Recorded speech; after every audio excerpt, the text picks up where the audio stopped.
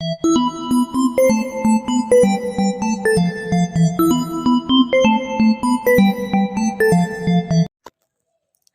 दोस्तों, welcome back to my channel. और ये हमारा पार्ट 3 है, चैप्टर नंबर 5 का, क्लास 11th का। ठीक है, तो हम इसमें हमने लोकसभा के संसद कैसे कानून बनाते हैं उसके बारे में पढ़ा था। अब हम जानेंगे कि संसदीय नियंत्रण का साधन क्या क्या है। ठीक है, तो संसदीय नियंत्रण का साधन क्या है हम वो जानेंगे। तो इसमें 4 टॉपिक बता रखा है। पहला है बहस और चर्चा, ठीक है, नियंत्रण करने का साधन। ठीक है, दूसरा है कानून में स्वीकृति या अस्वीकृति। ठीक है, वित्तीय नियंत्रण। ठीक है, अविश्वास प्रस्ताव। ठीक है, अविश्वास प्रस्ताव, ये सब क्या है, संसद के नियंत्रण करने के साधन है। तो पहला हम जानेंगे बहस और चर्चा। जैसे मान लीजिए कोई भी कानून निर्माण किया जाता है तो उसमें पहले क्या किया जाएगा, उसमें बहस किया जाएगा, उस पर चर्चा किया जाएगा। ठीक है, अगर मान लीजिए कि कानून बड़ा है, ठीक है, यानी कानून जो है बहुत ज़्यादा ही बड़ा है, ठीक है, या किसी के खिलाफ बन रहा है, तो हम उस पर क्या करेगा, संसद क्या करेगा, बैठक बुलाएगा। उस बैठक में क्या करेगा, उस पर बहस की जाएगी। ठीक है, उस पर चर्चा की जाएगी किस तरह से कि जनता के लिए सही है या किसी के लिए ख़राब तो नहीं है, या किसी इससे कोई नुकसान तो नहीं पहुँचेगा, उस पर ये सब चीज़ें बहस की जाएगी। ठीक है, इतना समझ में आ गया। आगे देखते हैं। आगे है हमारा कानूनों की स्वीकृति या अस्वीकृति। ठीक है, पहले हमने बात कर लीजिए कि संसद क्या करती है कि कानून बनाती है। ठीक है, कानून को क्या करते हैं, कानून जब संसद में आता है कोई भी, ठीक है, रिपोर्ट जब उसकी रिपोर्ट मिलती है तो संसद क्या करता है, उस कानून पर पहले बहस की जाएगी, चर्चा होगी। अगर वो हो गया तो उसके बाद अगर वो कानून सही है तो उसकी स्वीकृति दी जाएगी, नहीं तो वो अस्वीकृति हो जाएगा या उसे अस्वीकार कर दिया जाएगा। और अगर संसद से अस्वीकार किया गया तो वो कानून नहीं बनेगा। ठीक है, दोनों सभा के दोनों सदनों से अगर वो कानून निकाल दिया गया, कानून को नहीं निकाल दिया गया या उस पर अस्वीकृति दे दी गई तो कानून पारित नहीं होगा। 100% है वो बात। ठीक है, इतना समझ में आ गया। आगे हमारा वित्तीय नियंत्रण है। ठीक है, अब हमारा जो वित्तीय की बात आई, वित्तीय की बात हमने पहले ही बता दी थी कि पैसों से संबंधित होता है। पैसे को हम पॉलिटिकल भाषा में वित्तीय कहते हैं। ठीक है, तो इसमें क्या होता है कि संसद को इस बात का होता है का अधिकार होता है कि वो क्या करे, वित्तीय को पारित कर वित्तीय पर नियंत्रण किया जा सके। ठीक है, कितना भी ज़्यादा वित्तीय हो उस पर हम नियंत्रण कर सकते हैं। क्या पता कोई किसी नेता के पास ज़्यादा वित्तीय हो, किसी पे कम हो, तो वो भी नियंत्रण करना चाहिए ना। कोई अपनी मर्जी से नहीं उठाएगा। ठीक है, महंगाई हुई, बजट हुआ, या फिर वो क्या फिर महंगाई भत्ता क्या हुआ, उन सब का क्या करती है, कौन ध्यान रखता है, संसद ही ध्यान रखता है। ठीक है, इतना समझ में आ गया, आई होप समझ में आ रहा होगा। उसके बाद है हमारा अविश्वास प्रस्ताव। ठीक है, अब क्या होता है कि हमारी बात हो गई कानूनों की। ठीक है, अब हम कानून की चर्चा भी हो गई, स्वीकार या अस्वीकार की बात भी हो गई। अगर अस्वीकार किए गए हम उस पर अविश्वास प्रस्ताव भी रख सकते हैं कि नहीं, ये ऐसा नहीं है, हम इस कानून को लागू नहीं करेंगे। ठीक है, तो ये अविश्वास प्रस्ताव रखने का अधिकार जिसको दिया गया है वो संसद है। ठीक है, वो संसद है। वो अविश्वास प्रस्ताव सिर्फ कानून के लिए नहीं, किसी नेता या किसी दल के लिए भी क्या करती है, अविश्वास प्रस्ताव लागू कर सकती है। इतना समझ में आ गया। ठीक है, अब क्या होता है कि जैसे मान लीजिए कोई राष्ट्रपति है,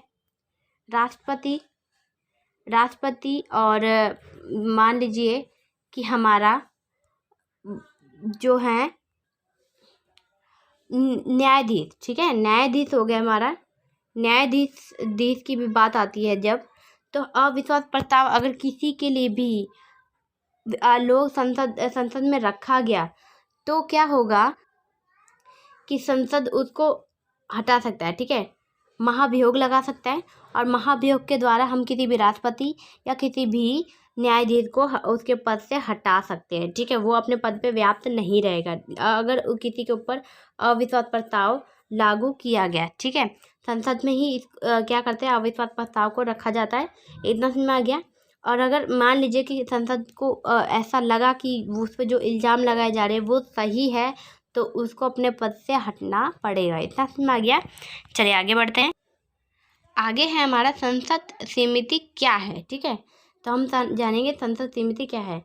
विभिन्न विधायी कार्यों के लिए समितियों का गठन संसदीय कामकाज का एक महत्वपूर्ण पहलू है, ठीक है।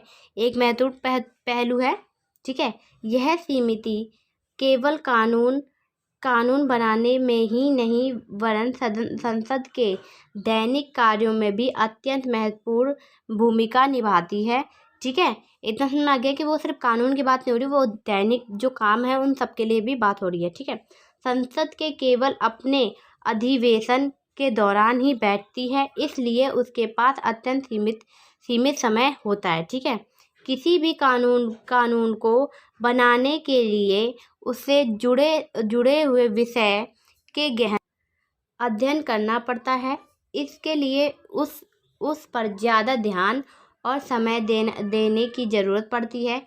इसके अतिरिक्त भी महत्वपूर्ण कार्य होता है, जैसे विभिन्न मंत्रालयों की अनुदानों मांग का अध्ययन, विभिन्न विभागों द्वारा किए गए चर्चाओं की जांच, भ्रष्टाचार और मामलों की पड़ताल आदि कौन करता है, संसद करता है, ठीक है। कौन करता है, संसद करता है। याद रखिएगा इस बात को, ठीक है। अगर ना समझ में आए तो मुझे दोबारा कमेंट कर लीजिए। और मैं आई होप मैं इतना इजी लैंग्वेज में समझा रही हूँ कि आपको समझ में आ रहा होगा, ठीक है। आगे देखिए, संसद समिति यह एक कार्य करती है। 1983 में भारत में संसद की स्थायी समिति की प्रणाली विकसित हो गई, ठीक है। इतना समझ में आ गया।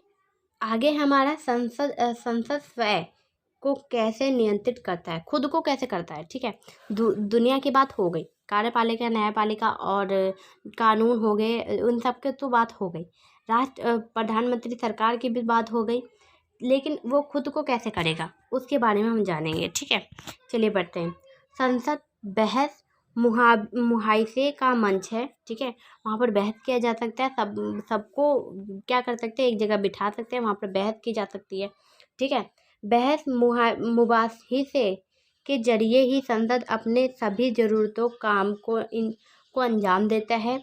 ये सार्थक और अनुशासित ढंग से हानि ज़रूरत है, ठीक है, ताकि संसद का कार्यवाही आसानी से चल सके और उसकी गरिमा बनी रहे। इतना समझ में आ गया। खुद संविधान में संसद का कार्यवाही को सुचारू ढंग से चलाने के लिए सब प्रावधान बनाए गए, ठीक है। संसद का अध्यक्ष विधायिका की कार्यवाही के मामले में सर्वोच्च अधिकारी होता है। अब क्या होता है कि वो क्या होती बहस होती है, वो खुद को अपने काम को ऐसे ही अंजाम दिया जाए बहस के द्वारा। और क्या होता है कि जो वहाँ पर जो भी समस्या होती है उन सबको वही हल करता है। क्या कौन करता है, संसद करता है, ताकि वो अपने आप को नियंत्रण कर सके। इतना समझ में आ गया। इतना समझ में आ गया, ये होगा आपको समझ में आ गया होगा। चलिए आगे बढ़ते हैं। देखिए, छोटा सा टॉपिक लोकसभा और राज्यसभा के अंतर हम जान लेते हैं कि क्या है, क्योंकि ये 5 नंबर के क्वेश्चन में आता है। 6 नंबर के 5 या 6 ऐसे ही आएगा, ठीक है। आपको याद रखना है, ठीक है। तो हम जानते हैं कि इसमें क्या क्या। चलिए देखो, संघ सूची और समवर्ती सूची के विषय में कानून बनाती है, कौन बनाती है, लोकसभा, ठीक है। राज्यसभा वाली सूची में बनाती है। धन विधेयक और सामान्य विधेयक वस्तु को पारित करती है, ठीक है। धन विधेयक कौन करता है, लागू करता है, लोकसभा करता है, ठीक है। अब देखिए, सामान्य धन विचार अब ये क्या करती है, धन विधेयक को छोड़कर बाकी सभी को वो पारित कर देती है। कौन करती है, राज्यसभा। इतना समझ में आ गया। आगे देखिए, कर प्रस्ताव, बजट और वार्षिक वित्तीय वक्यवा और को स्वीकृति देती है, ठीक है। बजट वगैरह को कौन करता है? लोकसभा ही करता है, ठीक है। आगे देखिए, राज्यसभा में संवैधानिक संशोधन को पारित करता है, ये संवैधानिक संशोधन को पारित करता है, ठीक है। प्रश्न पूछकर प्रस्ताव लाकर और अविश्वास पारित कर मध्यम से कार्यपालिका को नियंत्रित करती है, ठीक है। और वो सवाल जवाब करके क्या करती है? लोकसभा कार्यपालिका को पारित करती है, ठीक है। अब ये देखिए, प्रश्न पूछकर तथा संपर्क और प्रस्ताव प्रस्तुत करके ये कार्यपालिका को पारित करती है। इतना समझ में आ गया? चलिए आगे है वित्तीय संविधान संशोधन करती है, ठीक है। इसमें ये क्या करती है? संविधान को संशोधन कौन करता है? लोकसभा करती है, ठीक है। राष्ट्रपति और उपराष्ट्रपति के चुनाव को भागीदारी करती है, ठीक है। भागीदारी कौन लेता है? राज्यसभा लेता है, ठीक है। तथा उसके सर्वोच्च न्यायालय और उच्च न्यायालय के न्यायाधीश को हटा सकती है, राज्यसभा हटा सकती है। कौन हटा सकती है? राज्यसभा, ठीक है। उपराष्ट्रपति को हटाने का प्रस्ताव केवल राज्यसभा में ही पारित होता है, ठीक है। इसमें एक कहते हैं ना, कौन सी एक वो बताइए, जो कानून बताइए जो सिर्फ एक राज्यसभा या लोकसभा में होता है। तो राज्यसभा में जो होती है वो किसी उपराष्ट्रपति को हटाने का होता है, और इसमें वित्तीय विधेयक होता है। इतना समझ आ गया? चलिए आगे देखते हैं। आपातकाल की घोषणा में स्वीकृति देती है, कौन देती है? लोकसभा, ठीक है।